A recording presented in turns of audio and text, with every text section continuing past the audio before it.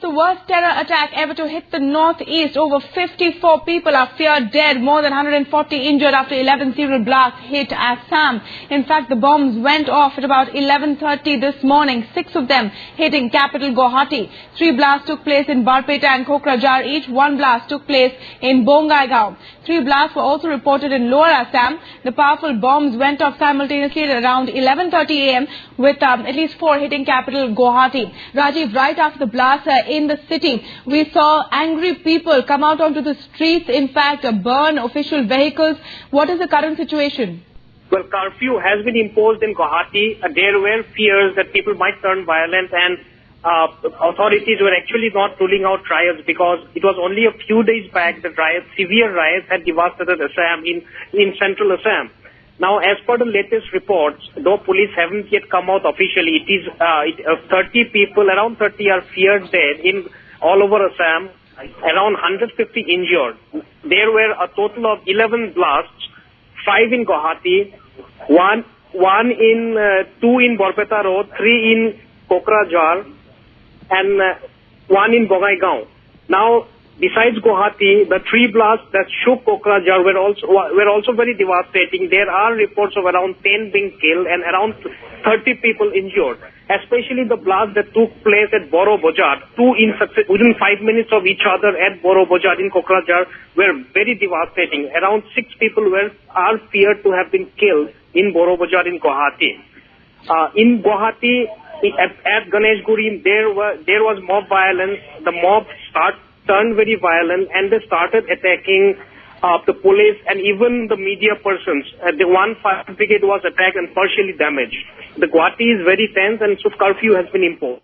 On the serial blast in Assam, according to surrendered Ulfa cadres, Ulfa terrorists had also crossed over into China via Bhutan and established contact with the Chinese army. According to government sources, the serial blast could well be the joint operation mounted by the Ulfa with the aid of the Huji and also from its cadre that is now based in China. The Ulfa is getting help from within China following mounting pressure from Myanmar and Bangladesh. Ulfa commander Paresh Barua is in fact believed to be somewhere near the Myanmar-China border, scouting for help to relocate its bases.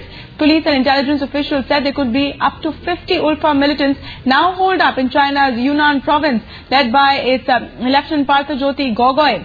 The Ulfa team in China, led by Gogoi, is apparently being patronized by the Kachin National Organization, an ethnic armed group of Myanmar, now having some bases in the Yunnan province. Ulfa suffered a major setback in June after 2 of its potent striking units, the Alpha and the Charlie companies of the 28th Battalion, declared a unilateral ceasefire with the government. Now let's go across to Wasbir Hussain. He's the editor-in-chief of News Live. Mr. Hussain, what is the likelihood of an Ulfa link to these blasts and how has this resurgence come about? Well, you see, this is a section of the intelligence community has been coming out with this report that a group of about 40 to 50 Ulfa militants are currently based somewhere on the Myanmar-China border, possibly across China. But it is very difficult to have an independent confirmation of these reports.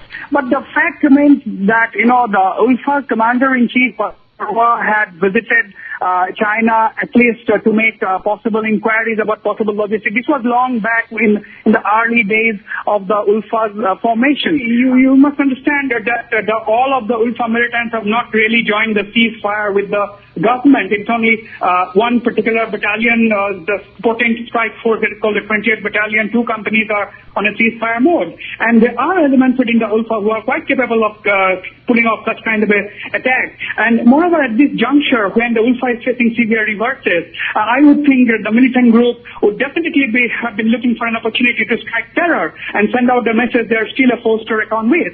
But considering the magnitude of today's explosion, the serial attack, I would think that it may have got support from some other group, and it is premature to tell as to who that group is.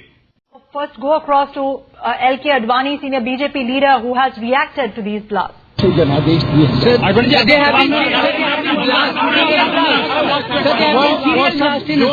know that. We got that news while the meeting was going on. ये serial blast हुए हैं जिसमें भी बहुत सारे लोग मरे हैं.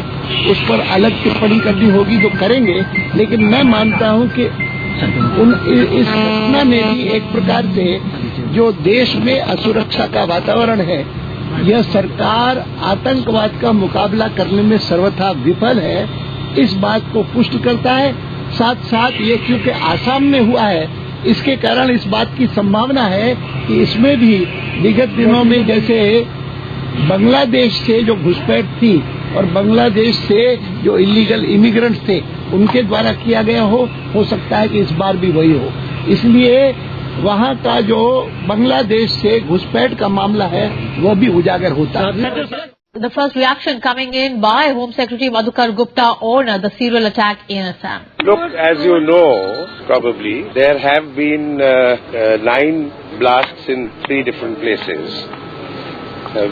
According to information available with us, there have been 3 blasts in Guwahati town and 3 in Kokrajhar and 2 in Berpata. 1 bomb was defused, but it went off in the process of being defused in Bongaigaon. Now, according to available information, about 47 people have lost their lives in these various incidents, and a substantially larger number of people have been injured. We have sent our expert team already from here, which would be getting there by this evening, and another expert team would be going later in the evening today, because we would like to see precisely what is the kind of explosives which might have been used. In turn, that could give us some idea of who might be involved in this in terms of the tactics or the materials used. We are following up with the state government very closely, and we intend to see that the central and all other agencies can coordinate very closely with the state government to see that they can get to the bottom of who might be involved in this. As you know that in Assam there are several different groups who have been involved in one way or the other in terrorist or insurgent type of activities. So at this point in time, I would not like to speculate or to point to any particular group which might be involved in this.